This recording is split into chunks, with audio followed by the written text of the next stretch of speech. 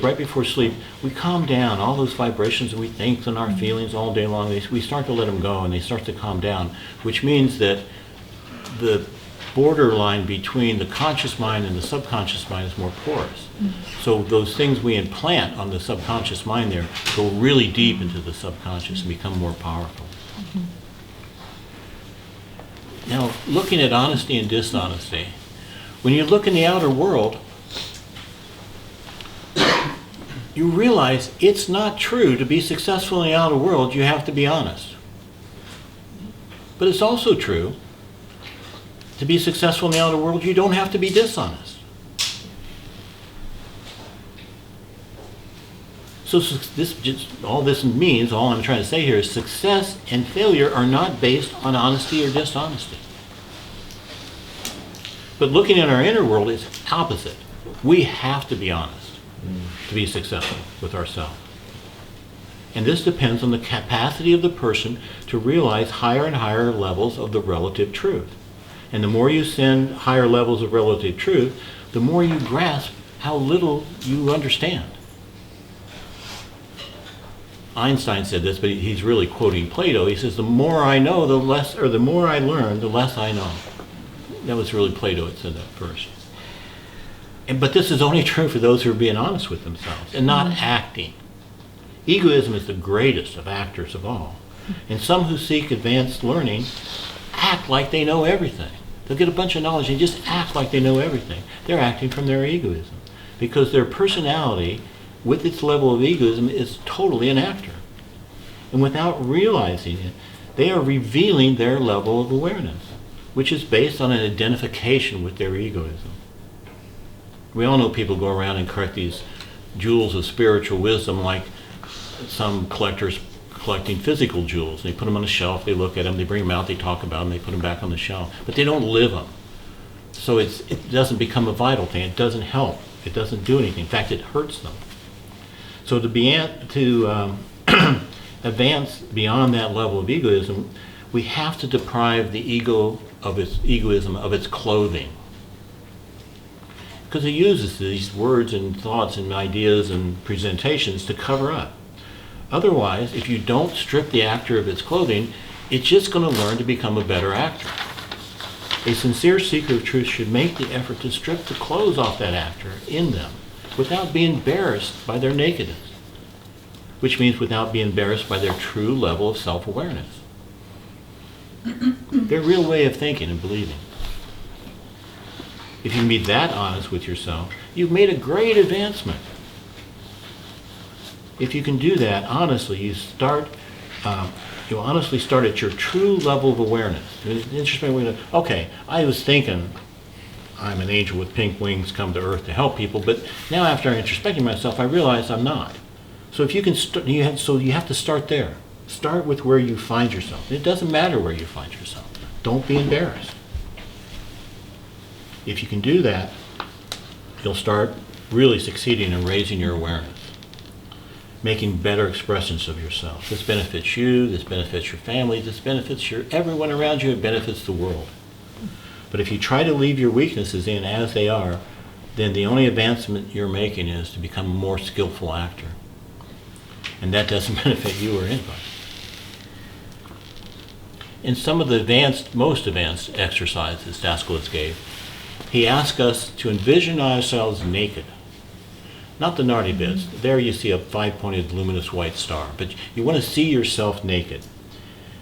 And this exercise is a symbol for taking off the clothes of the actor. It's done as a symbol of honest transparency with ourselves. When we are dishonest with others, we're acting and pretending, so the others will not know what's really going on. Okay, deceive others is not good, but it's common. But you know what's worse than that? Is self-deception. Not being honest with what's really going on with you. And it's easy to see why people want to deceive others, but why would you want to deceive yourself?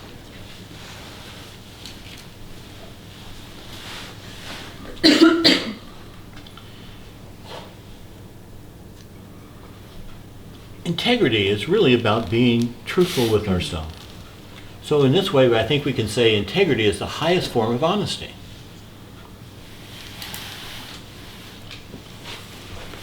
So to reach the next level of advancement, we need this level of sincerity and honesty and integrity with our own self. We need it within our homes, our relationships, our work, our environment, our society. And of course, in our introspection practices. So how do we do it?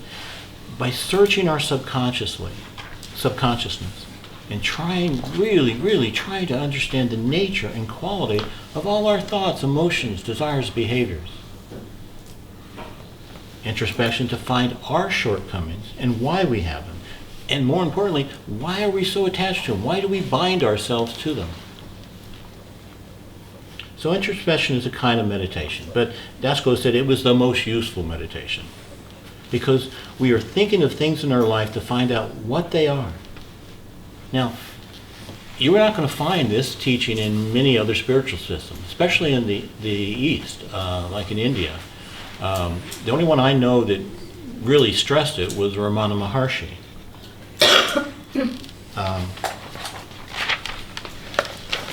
And to be honest with you, much of the meditations that are available on the internet and anywhere strengthen your egoism, if not just leading you around and around and producing nothing. That's not our plan. Our plan is to approach God in the reality, not increase the egotism. This process converts ourself into a laboratory where we experiment. We're our own laboratory, and we do experiments. The experiment is to try to find the true nature from the false, without overlooking even the tiniest aspect of our personality. The habit of introspection, in time, it becomes a habit. It's not just done 10 minutes before you go to sleep. As you start to do this practice, you'll realize you'll start doing it right after some disturbing event happens, right after some trouble happens. That's good. And then later on, you'll notice while this trouble is happening, you start to introspect on yourself. And this is so good because you're really making advancements when you can do this. And then the next thing happens, you do it before the event happens. For example, somebody you have trouble with, all of a sudden you see them and they start approaching you, and you know that you react to this person. You know that person doesn't like you. So you catch it. You say, oh, here it comes. Okay, I'm not going to react. You become conscious of it. So you don't just subconsciously keep reacting to the person and keeping you both entangled in that unhealthy connection. Daniel? Yeah. At that moment, just before, I find it's really important not to hold your breath, especially in the solar plexus, like to just allow the breath to flow in and out, and it really helps because when we hold it, it's easy to react. It's easier. I don't know. The breath really helps. Yeah, you're absolutely right. That's good advice. Yeah. I'm curious to want to be able to recognize, you mentioned something about the meditation, some of the meditations on the internet are strengthening the egoism. Could you maybe give us one example so we can recognize things like this? Well, you can't so much blame I can't blame the meditations per se itself, but some of them lead to where you think you're getting powers. Oh, I'm stronger, I'm higher than the other people. It makes you feel, and some of them do, that you can really charge yourself up with energy with a lot of these pranayama exercises from India. And that makes people feel sometimes superior. I started out with the Hindu systems when I was 20. And I saw so many people, and their posture too. They were just, they wanted to imitate how the yogis in the pictures looked and stuff. And you just see their egotism swell because they had all this stuff like that. It's really what you do with it, but so many people do these things and they get some benefit. They feel high, they feel detached, or whatever they feel, and it makes them feel superior. Thank you. What about when you're like really trapped in that emotion?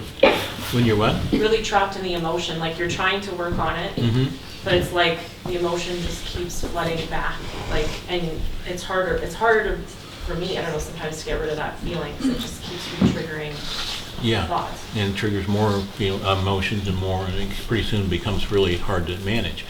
Vicky's point, breathe. Just breathe. Try to calm down.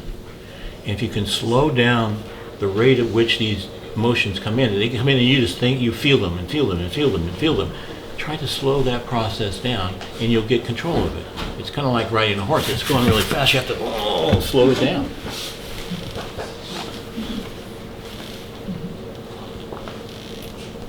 Okay, so really introspection is the heart of all our effort. This is important because whatever we're expressing outwardly is really coming from within. So we have to look within and find that. You can't, so like I said the other day, you can't control your emotion with more emotion. You have to control it with thought.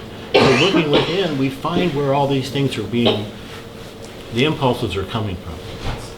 So this is just clearing the way for good things to happen. And really, again, I'm going to say it again, I said it before, but it's really not just finding those things, but finding the intentions and motivations that gave rise to the undesirable behaviors, thoughts, and feelings, with the intent of empowering the good and eliminating the not so good. And again, the reason why we're doing it, so the the personality will be purified so that one day it can be assimilated with the inner self. That's self-realization.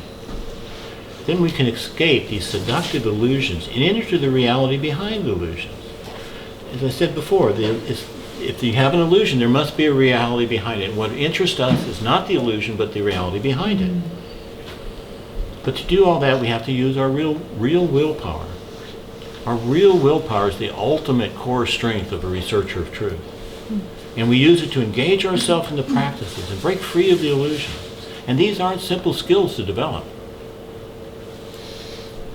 But they are developed by using the 5 golden keys, and it's the safest, most effective means a person can use to awaken. In the course of time, these practices slowly awaken the personality in a safe, stable way. From the subconsciousness to the waking consciousness.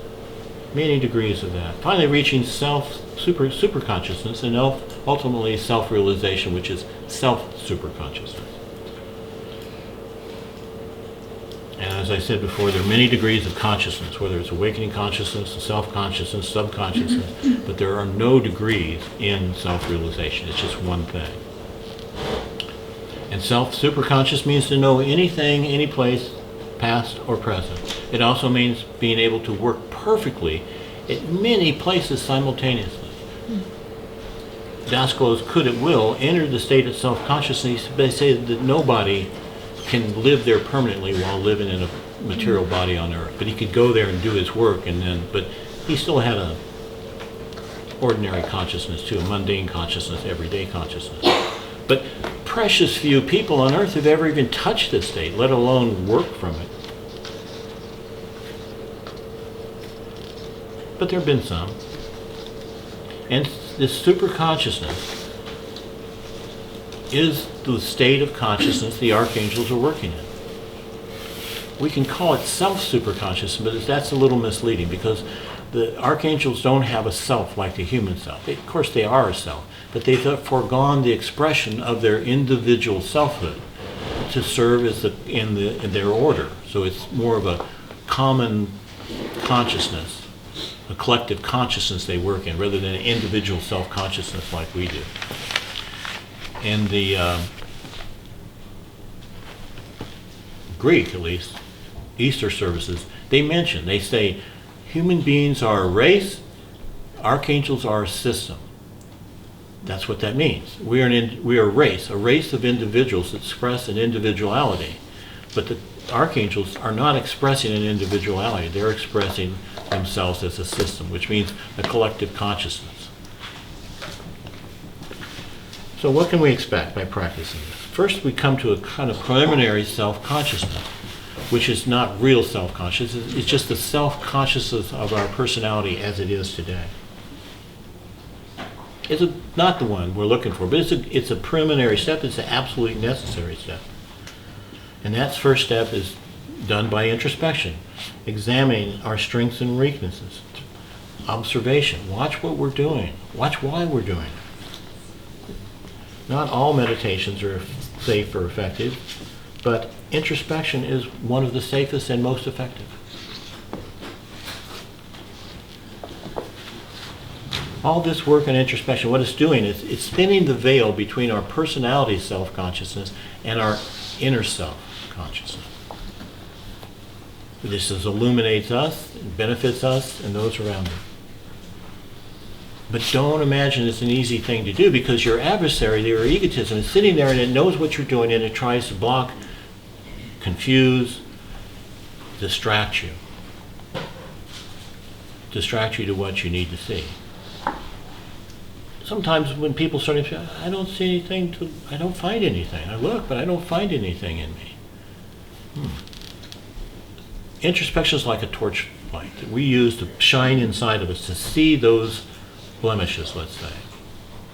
And I'd like to return to the Cockroach house of Tulum. Re-energizing. No, I have to use it as a teaching. So in the middle of the night, so in the middle of the night, I would get up to go to the bathroom and I'd turn the lights on and they would run away. That's what happens in introspection. It's exactly the same thing. You turn the light on and they just hide.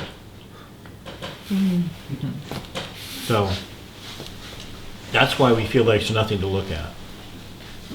But we need to silence the egotism so it doesn't make excuses or defend wrong actions and make arguments. It makes arguments like a tricky lawyer. It will exonerate its actions and lay the blame on others.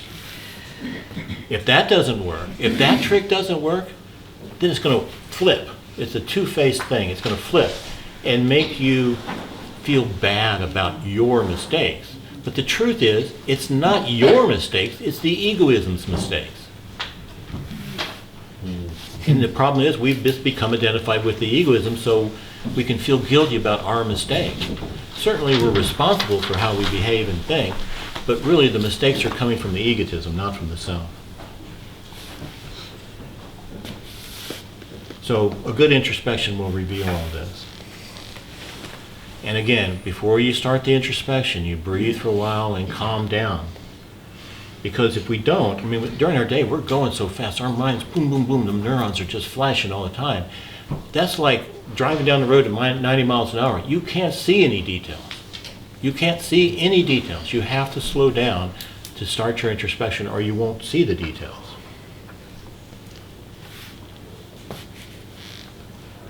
But don't be in a hurry. Just go very slowly and observe very carefully. Again, what this brings up the golden key of concentration. To do that, you have to concentrate well. Now, it's not hard to see the effects of our own actions and others' actions, but we have to trace them back to the cause to have a lasting, and change that cause to have a lasting benefit. Reprogramming our way of thinking and believing, we are initiating this change. We are reprogramming our subconsciousness to respond in a better way next time we're presented with a challenging situation. All that just develops discernment and purifies our feeling, which raises our vibration, which uplifts our self-awareness. That's the whole point. Everybody wants to raise their self-awareness. Well, this is how you do it. Mm-hmm. With practice and over time, you end up becoming the master of circumstances in your life. This means we can control and put in good order our subconsciousness by dissolving what's not helpful and good and energizing what is. From the very moment you start that, you're on the way to finding your inner self. In this process, you realize, that what I thought of was myself is not myself. Now we can come into real self-conscious contact with the real self. And there's a staggering paradigm shift in our identification from the shape-shifting personality to the steady, firm inner self.